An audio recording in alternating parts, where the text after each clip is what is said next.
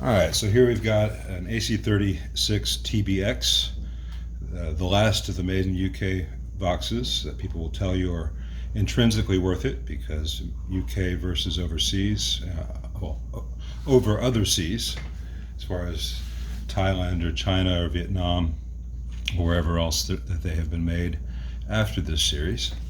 And I think they're extraordinarily overpriced and they have severe design flaws, aside from the ground loop, which is the primary thing that I'm fixing in this one. I'm going to show a few things that any owner of one of these can do to make their amp a lot better.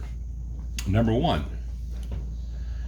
the mounting hardware is almost always loose on the transformers and the grounds. So I'm going to get a flathead screwdriver on the other side of this transformer mounting bolt and tighten all these up really tight because they're almost always loose from the factory. And I'll do the same thing for the choke and output as well. That one's okay. I'll check all of them.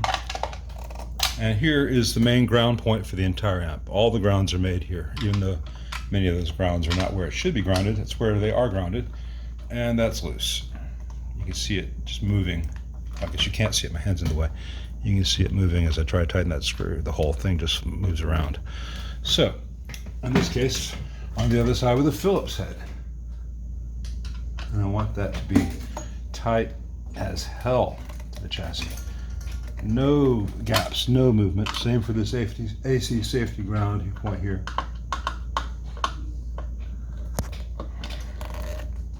All right, I'll go through and do the rest of them off camera. Once you've gotten all the grounds and hardware tightened, this doesn't apply to every TBX, but a depressingly large number of them. This is the rectifier tube socket here. And you have the HT here at pins 4 and 6, and the 5-volt supply, and then which is where the DC is derived for the rest of the circuit, off pins 2 and 8. Well, they've got the B plus connection to pin 2. That really needs to be moved to pin 8. They are not interchangeable if you really look at the data sheet. And so if you move this red wire right here from pin 2 to pin 8, the tube will behave better. Notice the barely twisted red and black heater wires for the preamp tubes. That does nothing, and people will say, well, you just got to move them until it's quiet and then maybe zip tie it there or use some chewing gum or something. I replace those with tightly twisted wires. It makes a huge difference on this model.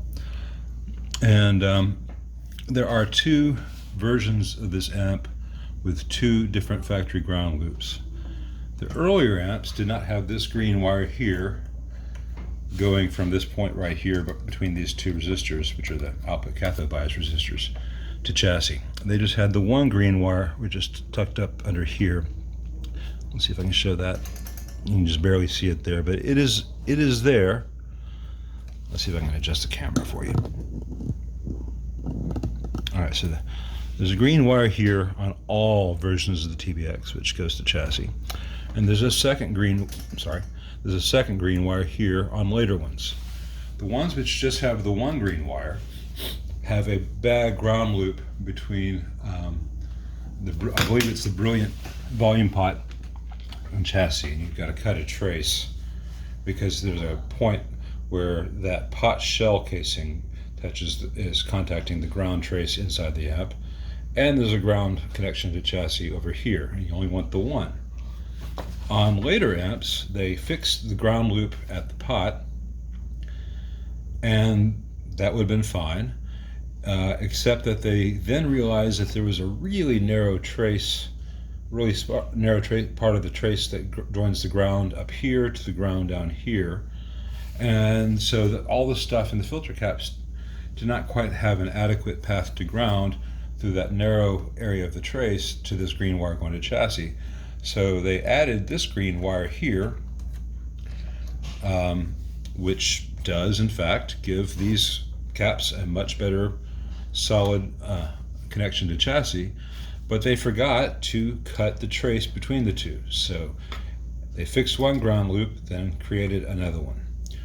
So if you don't want to do all the things that I'm doing in this amp, if you were to have a tech, just pull the board out, find where the ground trace from up here goes to the ground trace down here, and find right around here, down here by the cut circuit. They'll see where that trace gets really narrow.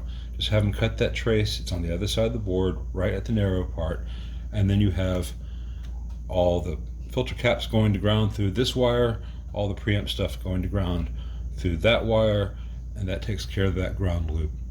There's some other things that I do on this, which are including moving where the grounds are connected, which make it even better, and I've gone over that in a few other videos. But if you have a tech move the red wire to pin 2, and you have a tech go in here and cut that trace on the bottom of the board so you don't have a ground loop from between these 2 points, and then you can go through and just make sure all your hardware is really tight. You're going to need, let's see what number of,